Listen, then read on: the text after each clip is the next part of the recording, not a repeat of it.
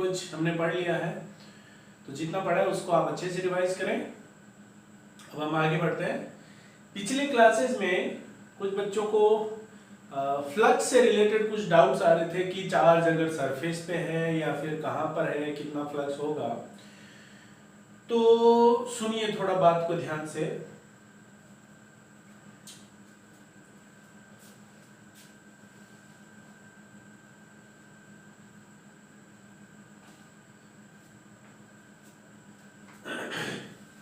तो पहली बात तो एक आप ये याद रखें कि जब भी हम क्लोज सरफेस से फ्लक्स निकालेंगे तो वो होगा Q enclosed upon epsilon naught. और दूसरा, अगर दूसरे और किसी सरफेस से निकालें तो हम गॉस लॉ क्या ये सॉलिड एंगल का यूज करेंगे। तो सॉलिड एंगल में हमने देखा था कि सॉलिड एंगल और प्लेन एंगल में क्या रिलेशन होता है, 2π1 - cos अल्फा।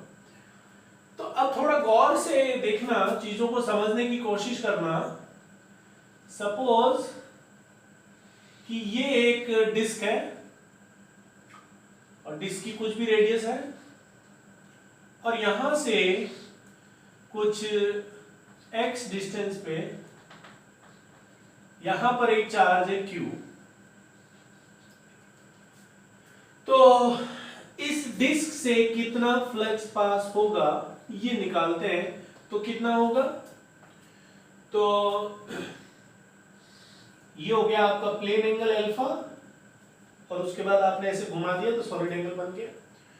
तो अगर प्लेन एंगल अल्फा है तो सॉलिड एंगल कितना होगा, 2π1 - cos अल्फा। अच्छा, तो 4π सॉलिड एंगल में वही Q/ε0 फ्लक्स जाएगा। तो इतने सॉलिड एंगल में कितना जाएगा, तो Q/ε0 upon 4π into 2π1 - cos alpha. अच्छा, नाउ तो ये हो गया आपका, ये 2 तो कट गया, Q/2ε0 1 - cos अल्फा। तो अब जो डिस्क से फ्लक्स पास होगा वो किस पे डिपेंड करेगा, मेनली अल्फा पे। किस पे डिपेंड करेगा, अल्फा पे। अब अगर अल्फा 0 हुआ तो कितना फ्लक्स पास होगा, 0।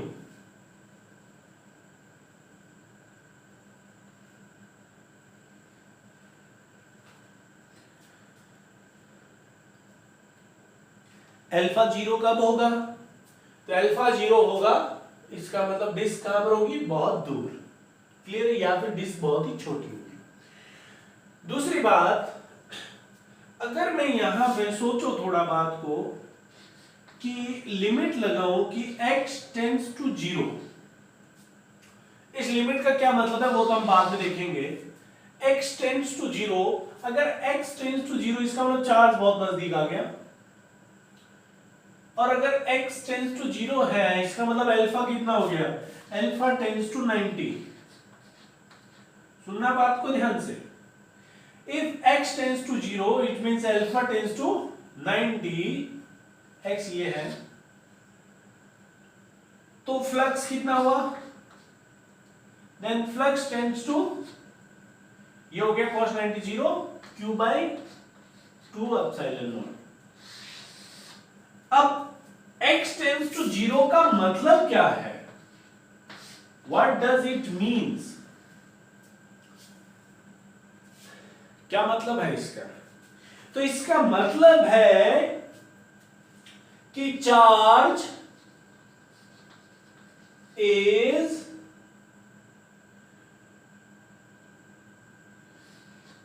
जस्ट आउटसाइड द सरफेस या जस्ट नियर द सरफेस।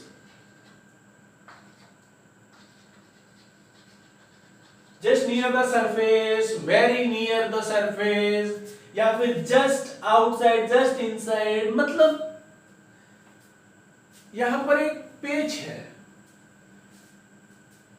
कि वो जैसे ये सरफेस है, जैसे सपोज सरफेस की तो कोई डायमेंशन नहीं होती, लेकिन मैं एक लाइन बना देता हूं, ये सरफेस है और x टेंड्स टू 0 का मतलब है कि चार्ज यहां कहीं है, बहुत नजदीक, ठीक है। लेकिन अगर ये x टेंड्स टू 0 के लिए आया है,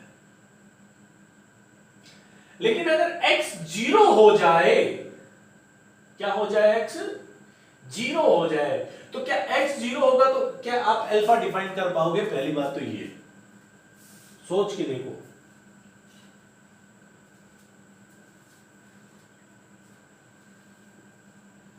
यहां तक ये बात हमको समझ में आई कि अगर x टेंड्स टू 0 होगा तो अल्फा लगभग 90 को टेंड करेगा और फ्लक्स होगा q/2 एप्सिलॉन नॉट। अब x 0 का मतलब है कि चार्ज इस सरफेस के बहुत नजदीक है, लेकिन अभी भी सरफेस के ऊपर नहीं है। क्या है? बहुत नजदीक है लेकिन सरफेस के ऊपर नहीं है।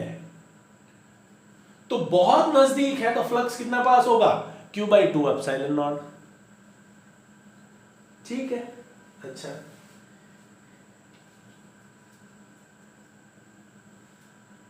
बहुत नजदीक हुआ, यहां पे चार्ज है, तो कितना फ्लक्स पास होगा? q/2 epsilon not. लेकिन अगर ये चार्ज इस सरफेस के ऊपर आ गया तो आप ये गलती मत करना कि ऊपर आ गया तो x इक्वल टू 0, इसका मतलब अल्फा इक्वल्स टू 90, तो इसको आप 90 करें q ना। अगर x 0 हो गया तो आप अल्फा डिफाइन ही नहीं कर पाओगे, फिर आप अल्फा डिफाइन नहीं कर पाओगे। x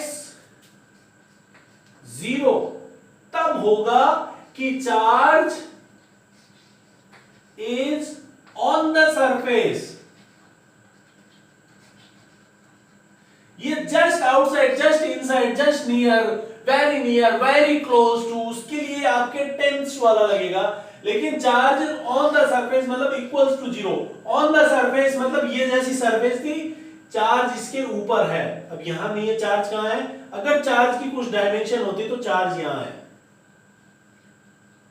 ऐसे। क्लियर है? x टेंड्स टू 0, बहुत नजदीक, उसका केस हमने देख लिया। फ्लक्स कितना पास होगा? q/2 epsilon naught. और x इक्वल टू 0, तो ऐसा कोई बोलेगा नहीं आपको x equal to 0, but charge is on the surface. अब चार्ज अगर ऑन द सरफेस है, इसका मतलब दिस इज द सरफेस और चार्ज इसके ऊपर है। अब कितना फ्लक्स पास होगा? तो यहां आप गच्चा खा गए। सुनो ध्यान से, इलेक्ट्रिक फील्ड ड्रॉ करो। चार्ज से जो भी इलेक्ट्रिक फील्ड निकलता है वो इलेक्ट्रिक फील्ड चार्ज के परपेंडिकुलर निकलता है। पहली बात तो ये, कैसे निकलता है? परपेंडिकुलर। तो ऐसा इलेक्ट्रिक फील्ड।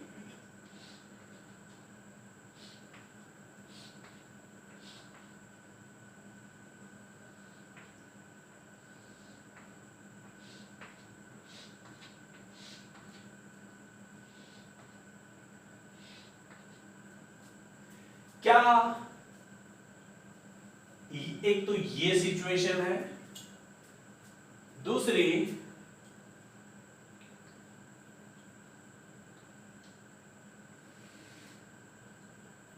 बहुत नजदीक चार्ज, चलो ये लो। अब इसका इलेक्ट्रिक फील्ड ड्रॉ करते हैं।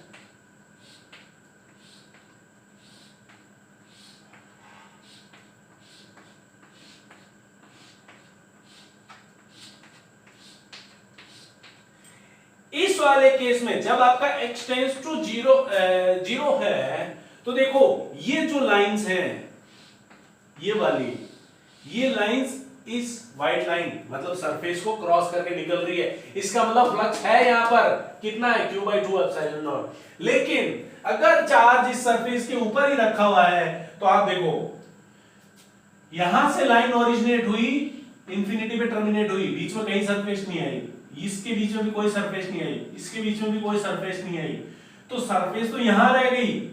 आधा चार्ज इधर था, उसका फ्लक्स इधर चला गया, आधा चार्ज इधर था, उसका फ्लक्स इधर चला गया, सरफेस से कुछ पास ही नहीं किया ना, तो फ्लक्स कैसा?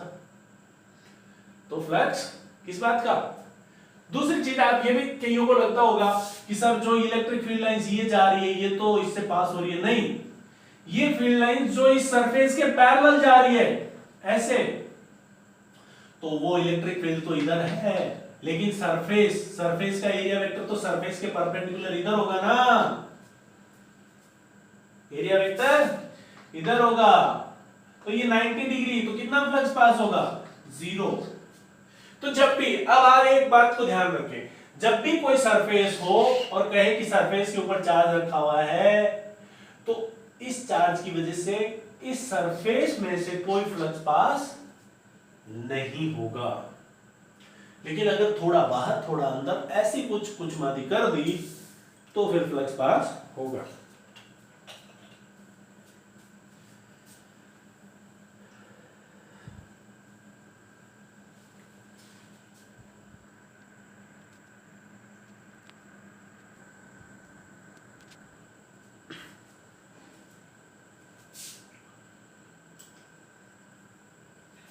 तो यहां तक आई थिंक आपको बात क्लियर हो चुकी होगी फ्लक्स का। तो जैसे एक मैंने आपको क्वेश्चन दिया था, एक कोन के ऊपर एक चार्ज रखा हुआ है, तो कर्व सरफेस से कितना फ्लक्स पास होगा, तो इलेक्ट्रिक फील्ड जो कर्व के एकदम पैरेलल चला जाएगा, तो कितना फ्लक्स पास होगा, 0। लेकिन वही चार्ज अगर कोन के जस्ट अंदर हो या जस्ट बाहर हो तो फिर 0 नहीं होगा उसका फ्लक्स। क्लियर है? तो ऐसे क्वेश्चन जब आएंगे तो देखेंगे। अब हम देखते हैं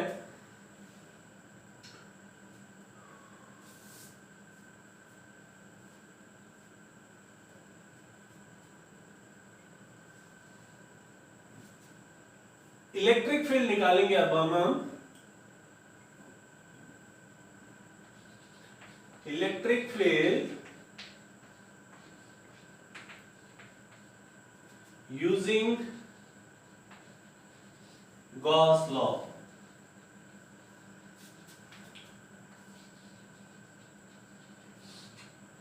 गॉस लॉ का यूज करते हुए इलेक्ट्रिक फील्ड निकालेंगे, जो कि आपके 12th में भी काफी काम आएगा।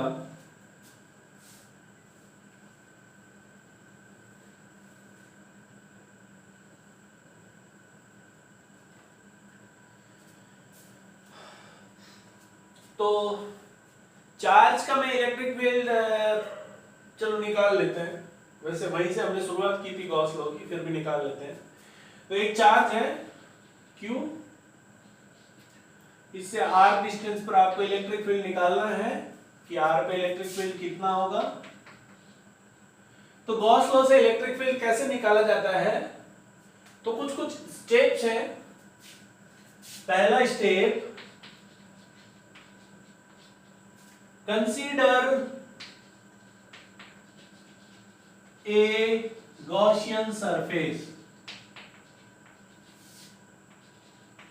सबसे पहले आप एक गॉसियन सरफेस कंसीडर करेंगे। गॉसियन सरफेस कैसी सरफेस होगी, क्लोज सरफेस। अब गॉसियन सरफेस क्लोज होगी और कंसीडर करने के क्या क्या सावधानियां हैं, क्या क्या हमको ध्यान रखना है। तो पहली बात, ऐसी ये आप लिख लें, मैं बोल रहा हूं, ऐसी सरफेस आप कंसीडर करेंगे so that electric field should be perpendicular to area. ऐसी सरफेस चूज करेंगे कि या तो इलेक्ट्रिक फील्ड एरिया के परपेंडिकुलर हो, नहीं तो इलेक्ट्रिक फील्ड पैरेलल हो एरिया के। परपेंडिकुलर होगा तो cos 90 0 हो जाएगा, पैरेलल हुआ तो cos 0 1 हो जाएगा, तो हमें कोई ज्यादा दिक्कत नहीं आएगी। तो पहली बात तो ये गॉसियन सरफेस ऐसे हम देखेंगे कि इलेक्ट्रिक फील्ड या तो एरिया के परपेंडिकुलर हो, नहीं तो एरिया के पैरेलल हो। ठीक है। दूसरी बात कि using Gauss law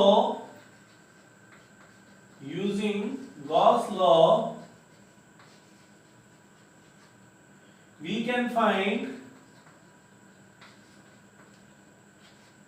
electric field with highly symmetric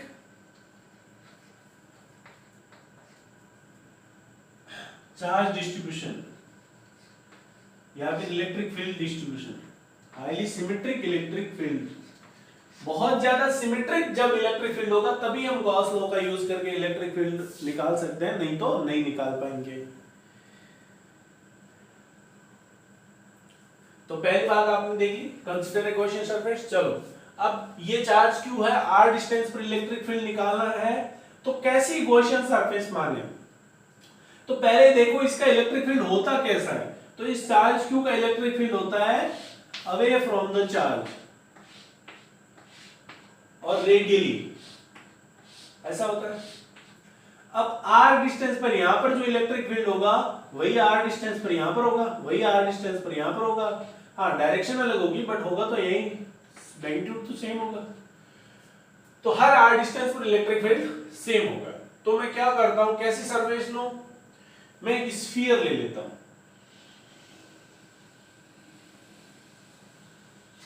क्या ले लेता हूं, एक स्फीयर।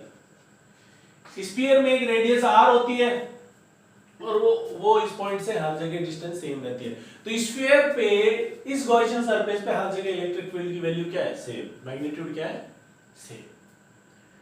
ठीक है, अच्छा अब चलते हैं, यहां पर देखो आपका इधर था इलेक्ट्रिक फील्ड जो कि निकालना है मेरे को, और यहां पर मैं एक छोटा सा एरिया वेक्टर ले लेता हूं, और क्लोज सरफेस का एरिया वेक्टर बाहर की तरफ होता है, ds वेक्टर। अब यहां पर मुझे बताओ एंगल कितना है, थीटा। एंगल कितना है, 0 डिग्री। भाई इलेक्ट्रिक फील्ड भी इधर है और एरिया वेक्टर भी इधर है। अच्छा अब आप लगाओ गॉस लॉ। अब गॉस लॉ क्या कहता है कि flux through a close surface equals to q enclosed upon epsilon naught. अब क्लोज सरफेस, फ्लक्स क्या था, E डॉट ds का surface integration equals to q enclose. q enclose कितना है, q बाय एप्सिलॉन नॉट।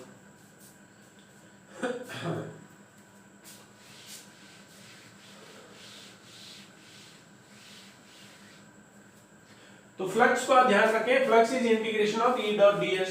चलो वेक्टर प्रोडक्ट खोलो, surface integration, magnitude E, magnitude ds, cos E और ds के बीच का angle 0, cos 0 equals to q by epsilon naught. तो इसीलिए मैं कह रहा था कि या तो इलेक्ट्रिक फील्ड और एरिया के बीच में 90 डिग्री हो, ना तो 0 हो। 90 होगा तो 0 हो जाएगा सब कुछ। अच्छा तो ये तो हो गया cos 0 1।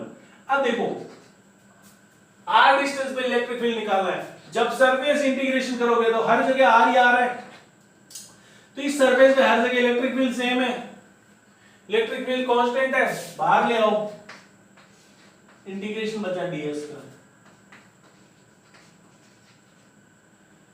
इंटीग्रेशन ds, छोटे छोटे एरियाज का इंटीग्रेशन, टोटल सरफेस का एरिया आ जाएगा कितना, 4 pi r square equals to q by epsilon naught. तो E कितना आया, q बाई, ये इधर चला गया, 4 pi epsilon not r square, 1 upon 4 pi epsilon not, इसी को तो हम k कहते हैं, तो ये हो गया k q by r square. This is electric field. तो ऐसे निकाला जाएगा यूजिंग गॉस लॉ।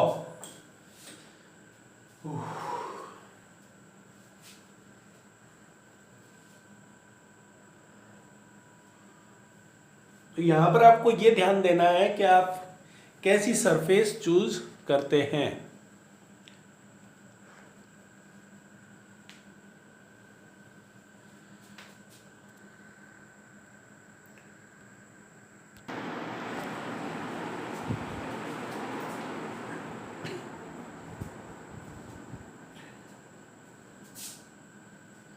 अब हम देखते हैं कि इनफाइनाइट लेंथ का वायर है, जैसे हमने देखा था चार्ज डेंसिटी है वायर की लैम्डा, और उसकी वजह से कितना इलेक्ट्रिक फील्ड आता है। तो देखो फाइनाइट देखा था, फिर इनफाइनाइट देखा था। फाइनाइट का क्या आया था, k लैम्डा बाई d, ठीक है वो सब। तो अब यहां पर देखते हैं, तो पहले तक इनफाइनाइट लेंथ का वायर बना लो। तो भाई ये रहा,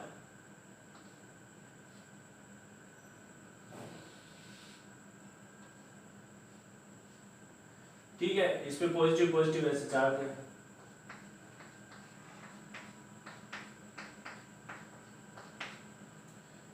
चार्ज डेंसिटी लैम्डा है। अब पहले तो अपना कॉमन सेंस लगाओ कि इसका इलेक्ट्रिक फील्ड होगा कैसा। इसका इलेक्ट्रिक फील्ड देखो, जब इनफाइनाइट का होता है तो आपको आप याद करो E पैरेलल कितना हो जाता है, 0। इसका मतलब इलेक्ट्रिक फील्ड सिर्फ परपेंडिकुलर होगा ऐसा, होगा नहीं होगा।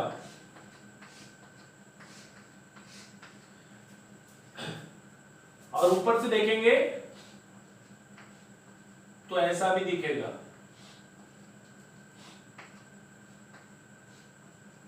है ना। ऊपर से अगर देखेंगे तो चार्ज ऐसा सा दिखेगा और ये इलेक्ट्रिक फील्ड्स कुछ ऐसे नजर आएंगे। अब इस वायर से कुछ एक डिस्टेंस d, यहां पर मुझे इलेक्ट्रिक फील्ड निकालना है। कितनी डिस्टेंस है, d। तो देखो इसका इलेक्ट्रिक फील्ड है कैसा, तो इसका इलेक्ट्रिक फील्ड सिलेंड्रिकल है। कैसा है, सिलेंड्रिकल। अब मैं गॉसियन सरफेस कैसी मानूं, अगर मैंने इसके ऊपर स्फीयर मान लिया तो फंस जाऊंगा मैं। ऐसे स्फीयर मान लिया, हर जगह एंगल एंगल अलग हो जाएगा, E डॉट ds में दिक्कत आएगी। E डॉट ds में cos का एंगल आएगा ना, तो वहां दिक्कत आएगी। तो क्या कैसी सरफेस माने, तो हम मानते हैं एक सिलेंड्रिकल सरफेस। ये इधर, ये इधर, और ये सिलेंडर की रेडियस जो कि कितनी है, d। ये d है ना, रेडियस कितनी है, d। और ये यहां पे भी, ठीक है। चलो हमने सिलेंडर मान लिया, सिलेंडर की लेंथ ले लेते हैं l। अब इस सिलेंडर पे यहां पर हर जगह इलेक्ट्रिक फील्ड सेम है। हर एक पॉइंट इस चार्ज से कितना डिस्टेंस पे, d डिस्टेंस है, तो हर जगह इलेक्ट्रिक फील्ड सेम है। और एरिया वेक्टर भी रेडियली होगा, इलेक्ट्रिक फील्ड भी रेडियली होता है, तो दोनों के बीच में एंगल भी 0 है, तो मुझे फ्लक्स निकालने में ज्यादा कोई दिक्कत नहीं आएगी। चलो यूज करते हैं गॉस लॉ। तो according to Gauss law,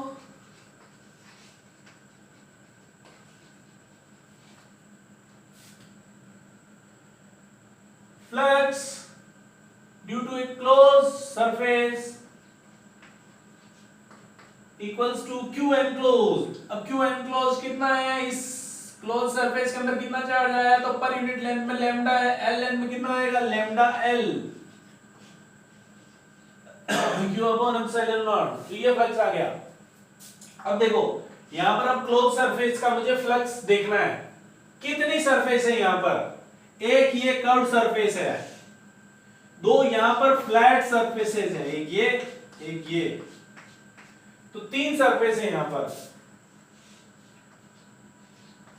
flux through curve surface, देखो टोटल फ्लक्स में क्या आएगा, flux through curve, flux through flat और फ्लक्स थ्रू फ्लैट।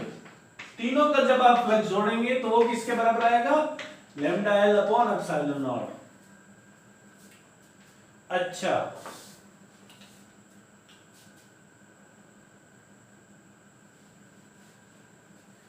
चलो पहले बात करते हैं फ्लक्स थ्रू कर्व्ड सरफेस पे। तो कर्व्ड सरफेस पे आपका इलेक्ट्रिक फील्ड इधर ही है, रेडियली आउटवर्ड होता है, और यहां पर मैं अगर छोटा सा एरिया ले लूं इस सरफेस पे तो वो भी इधर ही है। यहां पर इलेक्ट्रिक फील्ड है, वहां पर अगर एरिया ले लें तो वो भी उधर ही है, ds भी इधर ही है, दोनों के बीच में एंगल कितना है, 0। तो फ्लक्स थ्रू कर्व्ड में क्या लिखेंगे, इंटीग्रेशन E डॉट ds, और ये भी किसका इंटीग्रेशन है, कर्व्ड का, नॉट टोटल। इसलिए मैंने ये नहीं किया, ये करते ही क्लोज सरफेस हो जाती है, ये केवल अकेली क्लोज नहीं है, इसलिए यहां पर कर्व्ड लिख दिया। Phi through flat. अब देखो फ्लैट में यहां पर बड़ा मजेदार चीज है, फ्लैट में इलेक्ट्रिक फील्ड किधर है, इस वायर की वजह से इलेक्ट्रिक फील्ड रेडियली इधर है या फिर इधर भी हो सकता है, किधर भी हो सकता है, लेकिन एरिया वेक्टर किधर है इस फ्लैट सरफेस का, अगर आप इसका एरिया वेक्टर देखोगे तो वो ऊपर है। तो इलेक्ट्रिक फील्ड और एरिया वेक्टर, इलेक्ट्रिक फील्ड इधर है, एरिया वेक्टर ऊपर, दोनों के बीच में एंगल कितना है 90 डिग्री। अगर 90 डिग्री है तो इससे फ्लक्स कितना पास होगा 0, इससे भी कितना होगा 0, तो इन दोनों फ्लैट सरफेसेस की वजह से फ्लक्स कितना आएगा 0। चलो equals to lambda L upon epsilon naught. E dot DS खोलो कर्व सरफेस के लिए, ई डीएस दोनों के बीच में एंगल 0, cos 0 1, इंटीग्रेशन कर लेंगे।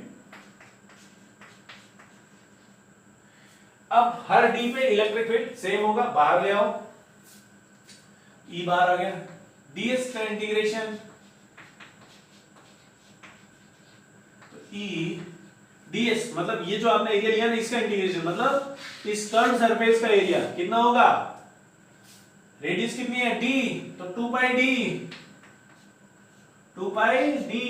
इनटू हाइट l, यही तो एरिया होगा इस कर्व का 2 पाई d इनटू l। तो इलेक्ट्रिक फील्ड कितना आया, कट गए ना सब, L से L गया, ध्यान से सुनना, क्लियर कितना आएगा electric field lambda upon 2 pi epsilon not d। अगर ऊपर नीचे 2 से मल्टीप्लाई 2 से डिवाइड कर दोगे तो क्या होगा 1 अपॉन 4 पाई एप्सिलॉन नॉट, क्या बन गया k, तो 2 k लैम्डा अपॉन d। तो ये इलेक्ट्रिक फील्ड आ गया आपका, इसकी वजह से याद कर लें इसको, और ऐसे ही आपको अपने बोर्ड एग्जाम में ऐसे ही छापना है।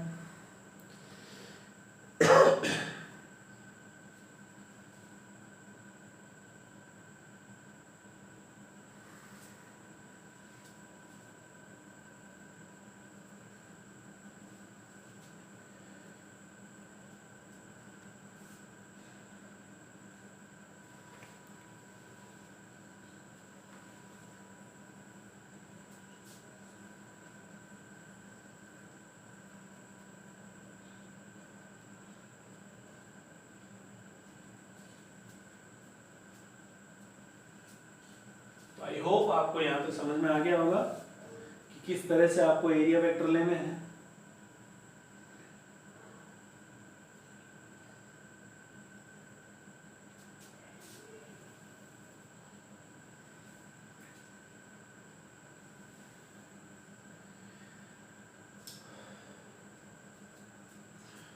अच्छा, अब अगर मान लो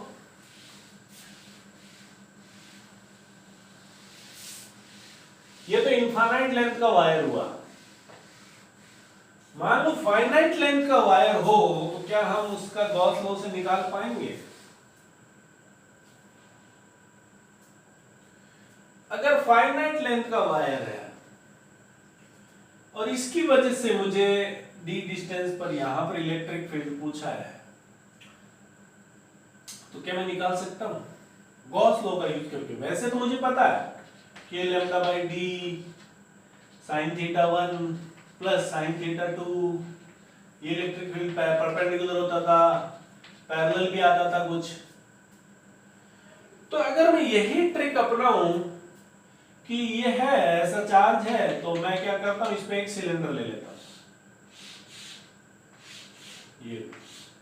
लेकिन अब दिक्कत क्या होगी सिलेंडर के साथ कि इस पॉइंट पर इलेक्ट्रिक फील्ड ई परपेंडिकुलर इधर है, इस पॉइंट पे इलेक्ट्रिक फील्ड ई परपेंडिकुलर इधर है, और यहां पर अब ई पैरेलल भी आएगा, यहां पर ई परपेंडिकुलर ई पैरेलल भी आएगा, तो नेट इलेक्ट्रिक फील्ड कुछ बीच में होगा, यहां पे भी कुछ बीच में होगा, और हर जगह अलग अलग होगा। जैसे जैसे ऊपर जाओगे थीटा 1 थीटा 2 ये चेंज होते जाएंगे, तो ये इलेक्ट्रिक फील्ड हर जगह अलग अलग होगा, ये तो बड़ी दिक्कत हो जाएगी। इलेक्ट्रिक फील्ड भी अलग अलग होगा, डायरेक्शन भी अलग अलग होगी। इसका इलेक्ट्रिक फील्ड का अगर मैं ड्रॉ करूंगी होता कैसा है, फाइनाइट की वजह से, इनफाइनाइट की वजह से सिलेंड्रिकल होता है और सिमेट्रिक होता है, फाइनाइट की वजह से कुछ ऐसा आएगा यू यू, ये अब हमने कहा था कि गॉसियन सरफेस ऐसी लेनी है जो इलेक्ट्रिक फील्ड के या तो पैरेलल